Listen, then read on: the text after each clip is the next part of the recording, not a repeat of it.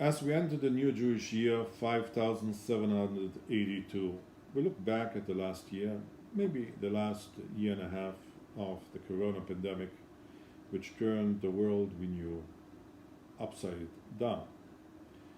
The good news are that the world survived this pandemic in a much better way than the Black Death and the Spanish flu.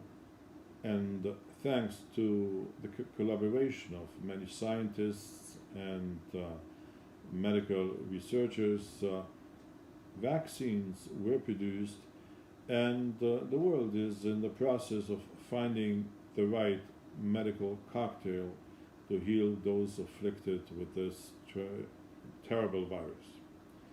The bad news are that millions of people died of this pandemic, millions are sick, and among the deaths are more than 5,000 Jews in Europe alone. On the Jewish New Year, on Rosh Hashanah, we celebrate the creation of the world, and more specifically, we celebrate the creation of mankind. As the Torah recalls the story of the first two brothers, Cain and Havel, it records a story of a religious conflict of the two, both trying to build an exclusive relationship with God, creating a conflict which culminated in murder and exile. This is also the story of humankind and our civilization, which for millennia went to war to bring the true faith to others. Just 2 weeks ago, the major superpower of the world gave way and admitted defeat to a small group of primitive religious warriors who are trying to recreate the caliphate of old. Yuval Noah Harari, the famous writer and historian, made an observation that while the medical and scientific world came together to fight and find a remedy against this vicious virus, states and political entities drew apart and tried to isolate themselves from the outside world, each country going its own way in combating the virus.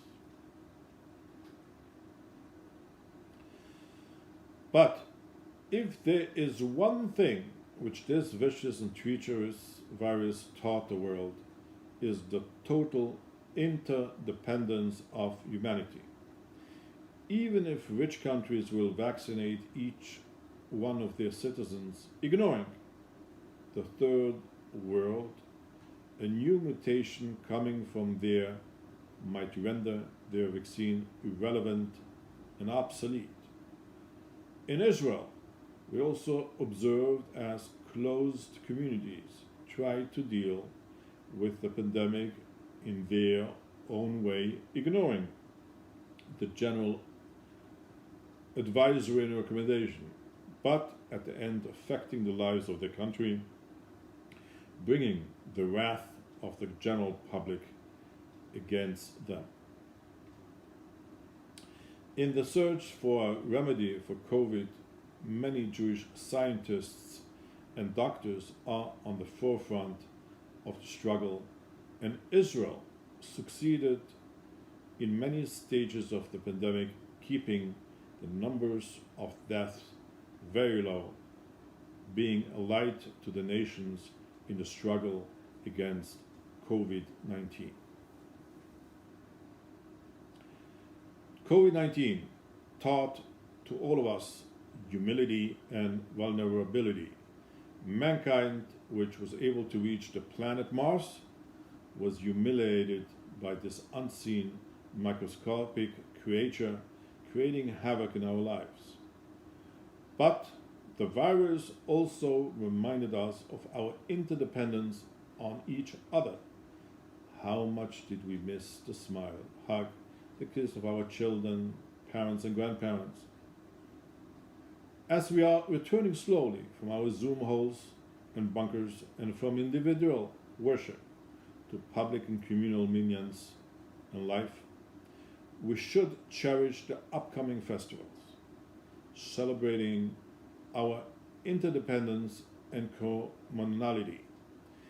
the new world developing after this pandemic should take lesson from the first two brothers from Cain and Abel, that our relationship to God cannot be only individual and exclusive, but has to encompass our fellow man and woman.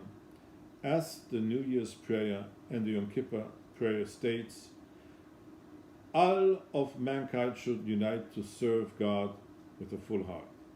I wish you all a very good and sweet year. Shana Tova Umetuka.